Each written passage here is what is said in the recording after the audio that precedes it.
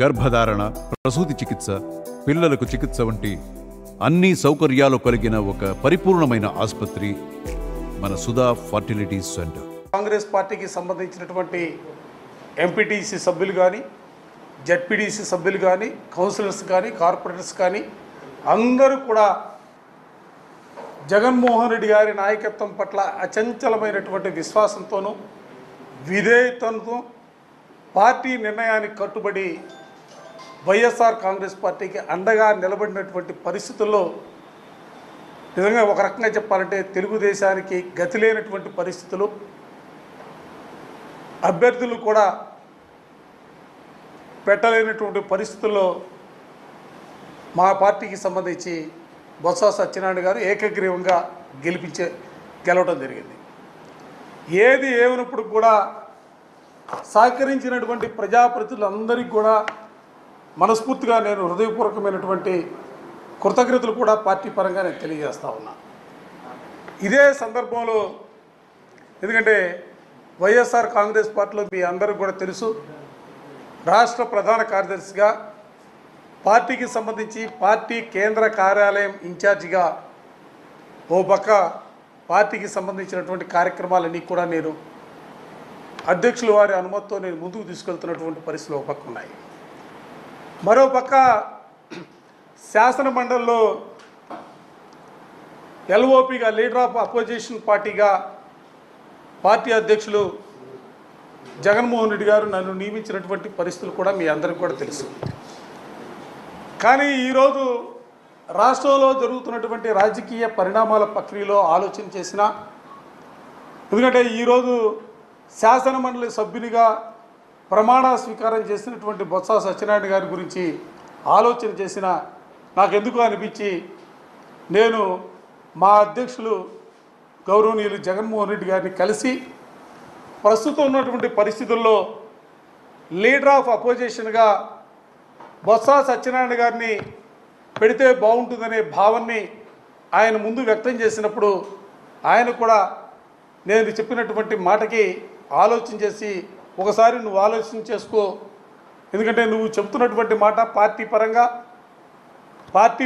ఆలోచన చేసినప్పుడు నువ్వు చెప్తున్నటువంటి మాట, ఎందుకంటే సీనియర్గా ఉన్నటువంటి బొత్స సత్యనారాయణ గారు ఆయన సేవలు ఆ విధంగా ఉపయోగించుకుంటే బాగుంటుంది. కానీ ఎందుకంటే నిన్ను నియమించినటువంటి పరిస్థితుల్లో నువ్వు కూడా ఒకసారి ఆలోచన చేసి మళ్ళీ తిరిగి చెప్పడం దానిలో భాగంగా ఈరోజు ఎందుకంటే నేను మా అధ్యక్షుల వారిని కలిసి బొత్స సత్యనారాయణ గారిని లీడర్ ఆఫ్ అపోజిషన్గా ఆయన ఉంటే బాగుంటుంది, ఎందుకంటే ఆయన మంత్రిగా పనిచేశాడు, అనేక పర్యాయాలు మంత్రిగా పనిచేసినటువంటి పరిస్థితులు ఉన్నాయి.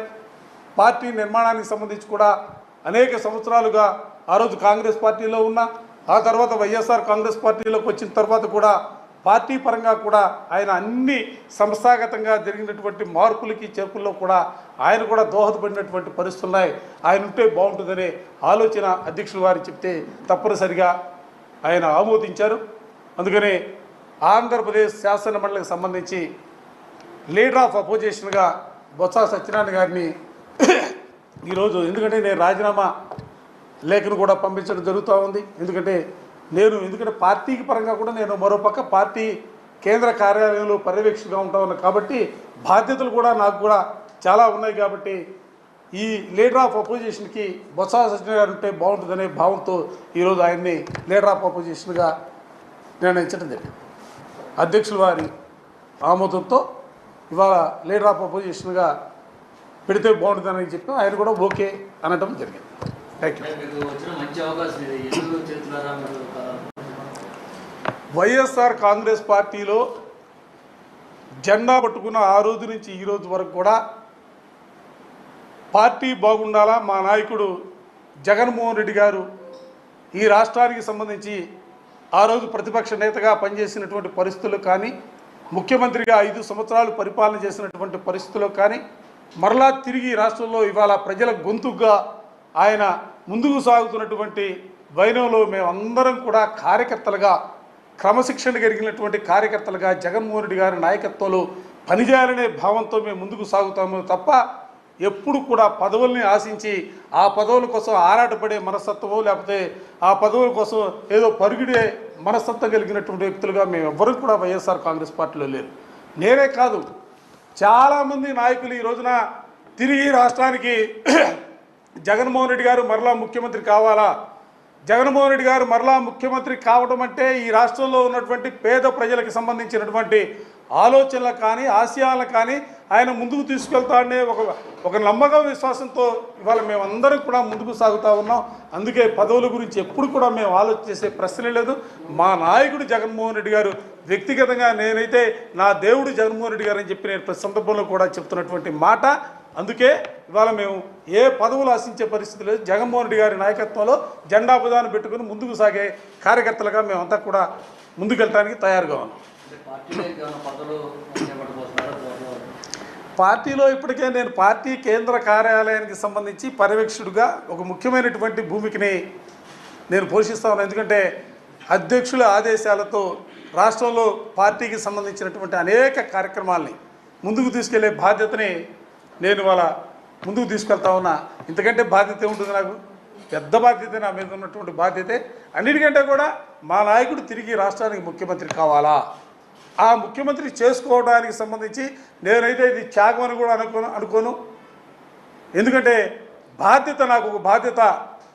ఎందుకంటే ఈ రాష్ట్రంలో నేను అనేక సంవత్సరాలుగా రాజకీయాల్లో కొనసాగినప్పుడు కూడా first time Guntur market yard చైర్మన్గా, ఆ రోజు చైర్మన్గా నాకు పదవి వచ్చిందంటే కేవలం జగన్మోహన్ రెడ్డి గారి వల్లనే నాకు ఆ పదవి వచ్చినటువంటి పరిస్థితులు. 2014లో శాసనసభకి పోటీ చేశానంటే జగన్మోహన్ రెడ్డి గారు ఇచ్చినటువంటి బీఫామ్తో నేను శాసనసభకి పోటీ చేసినటువంటి పరిస్థితులు. మరలా తిరిగి ఎమ్మెల్సీగా 3 సంవత్సరాల క్రితం నేను ఎమ్మెల్సీగా 2021లో నేను ఎమ్మెల్సీగా నియమితులయ్యానంటే కేవలం జగన్మోహన్ రెడ్డి గారు ఇచ్చినటువంటి ఆ బీఫామ్ వల్లనే నేను ఎమ్మెల్సీగా ఎదిగినటువంటి పరిస్థితి. విప్పుగా పనిచేసిన, లేకపోతే శాసనమండలిలో లీడర్ ఆఫ్ అపోజిషన్గా పనిచేసిన, కేవలం జగన్మోహన్ రెడ్డి గారి ఆశీస్సులతోనే నేను ఈ కార్యక్రమం, ఈ పదవులన్నీ కూడా నిర్వహించానన్న అంశాన్ని కూడా ఈ సందర్భంగా గర్వంగా చెప్తా ఉన్నా. అందుకే ఈ పార్టీలో పదవులు కాదు, పదవులు ఉన్నా లేకున్నా కార్యకర్తగా జెండా బుధాన పెట్టుకొని నడిచే అవకాశం, భాగ్యం నాకు ఉన్నందుకు నేను ఎప్పుడు కూడా గర్వపడతా ఉన్నా. జగన్మోహన్ రెడ్డి గారు నా దేవుడు అని చెప్పి నేను అనేక సందర్భాల్లో చెప్పా, ఇవాళ కూడా చెప్తా ఉన్నా. జగన్మోహన్ రెడ్డి గారి నేతృత్వంలో రాజీ లేని పోరు సల్పడానికి మేమందరం కూడా సిద్ధంగా ఉన్నామన్న అంశాన్ని కూడా ఈ సందర్భంగా మీ అందరికీ, మీ ద్వారా ప్రజలకు కూడా గుర్తు చేస్తాం. ఎస్, నేను రాజీనామా చేసినటువంటి ఉత్తరాన్ని పంపించడంతో దాంతోపాటుగా పార్టీ అధ్యక్షులు గౌరవనీయులు జగన్మోహన్ రెడ్డి గారు ఆయన్ని నియమిస్తూ ఇచ్చినటువంటి ఉత్తరం కూడా ఇవ్వడం జరుగుతుంది. సార్ ఇస్తారు, ఈరోజు ఇస్తారు. ఓకే,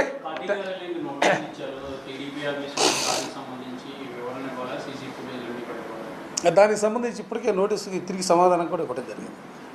వాళ్ళు ఇచ్చినటువంటి నోటీస్కి పార్టీ ఆఫీస్ నుంచి సంబంధించినటువంటి వ్యక్తులు దానికి సమాధానం కూడా ఇవ్వడం జరిగింది.